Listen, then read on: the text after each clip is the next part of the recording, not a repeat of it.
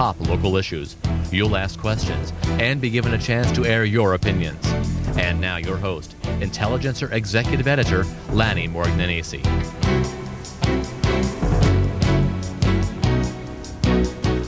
Hi, and welcome to the show. Tonight we're going to be discussing Bucks County government and a system that some people call pay-to-play. What is pay-to-play? It's hard to say because some people disagree. But in a series of stories published in the Intelligencer, we put together some facts. The facts show that lawyers, engineers, architects, and other professionals who are given no-bid government contracts almost always contribute to the political party in power. Does that mean you have to contribute to get the work? We'll try to answer that question tonight. On the show, we're going to have Ed Levinson, the Intelligencer reporter who wrote the stories on pay-to-play. After that, we'll have an engineer who does not contribute to the parties and does not get any work. And in the following segment, we'll have the two chairmen of the Republican parties, Milt Berkey's Democrat and Harry Faulk's Republican. So we start with Ed. Welcome to the show, Ed. Thank you. Ed, what gave you the idea for the stories on pay-to-play? Well, I had been covering county government since 1989 and had noticed that many of the professional contracts seemed to go to the same firms time and time again.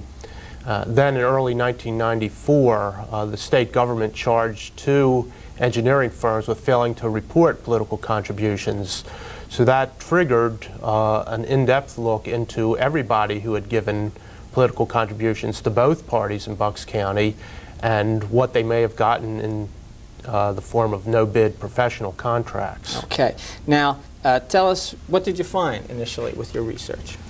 I found that there were many individuals connected with engineering firms, law firms, architectural firms, and so forth, who gave to the Republican Party, of course the party in power. Some gave as individuals, some gave in the name of the firm, but when you added them all up, it came to a substantial amount of money. Of approximately 60-some professionals gave $100,000 to the Republican Party in 1993. Now, what can you deduce from this? I mean, we're calling this pay-to-play. So this means that some people are suggesting that if you don't contribute to the party, you don't get the work? Yes, that's certainly the implication. As we pointed out, there's nothing illegal with making contributions. The only thing that would be illegal is an explicit exchange of a contribution for a contract. That, of course, could even rise to the level of bribery. We didn't suggest that, but we're saying that ethically there's a question raised whether you have to be a political contributor in order to, quote, play in the system of government no-bid contracts. I mean, we probably should also point out, Ed, that the companies who are getting these contracts are good companies. They're qualified companies, they're talented people, and they do good work. Yes, that certainly seems to be the case. I think the question is, are there equally talented, qualified companies that don't get the work or don't even get a chance to bid on the work because they don't participate in the political process? We should say while we're continuing the show that this is a call-in show, and we'll be happy to take your calls and questions on this subject. What do you think, I'll ask you what you think the results of the pay-to-play system might be, but actually if I pull a quote or a paragraph from your story, it sort of sums it up. The patronage system perpetuates one-party rule, excludes qualified professionals who are apolitical, adds to public disenchantment with government, and may inflate the cost to taxpayers. This is what some of the critics say about pay-to-play. Yes.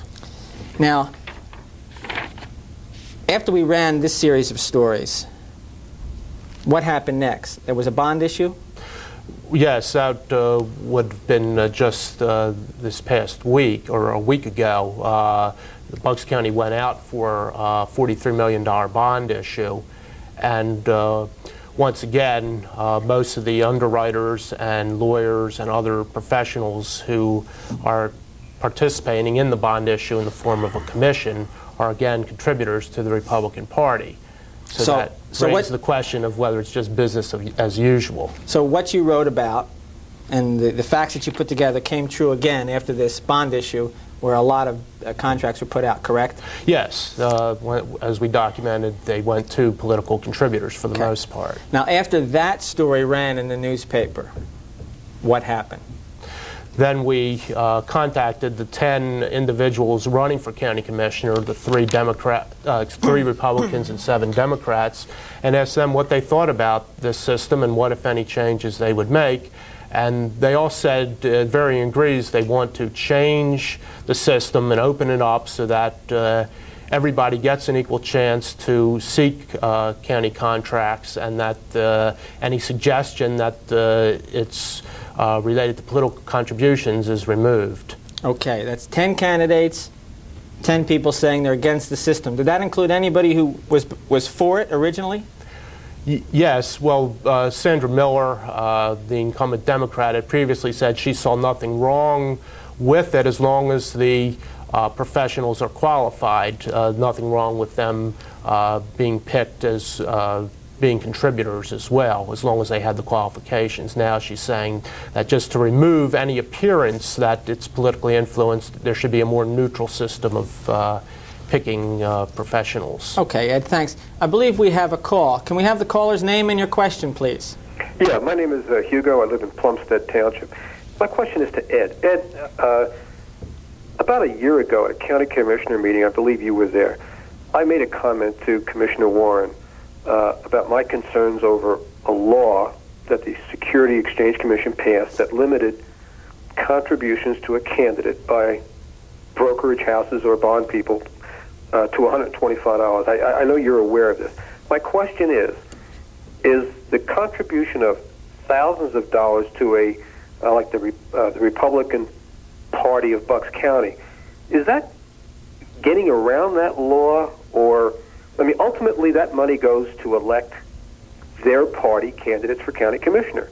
So to me, it would seem that that's considered, I guess, soft money. I want an explanation from you if you believe that that's, if the county commissioner, for example, of the candidate for a party ultimately is the recipient of that soft money, isn't that still in violation, maybe not in spirit, but is it technically a violation of that law? And I'll listen to your comments. Okay, thank you very much for the question. Ed?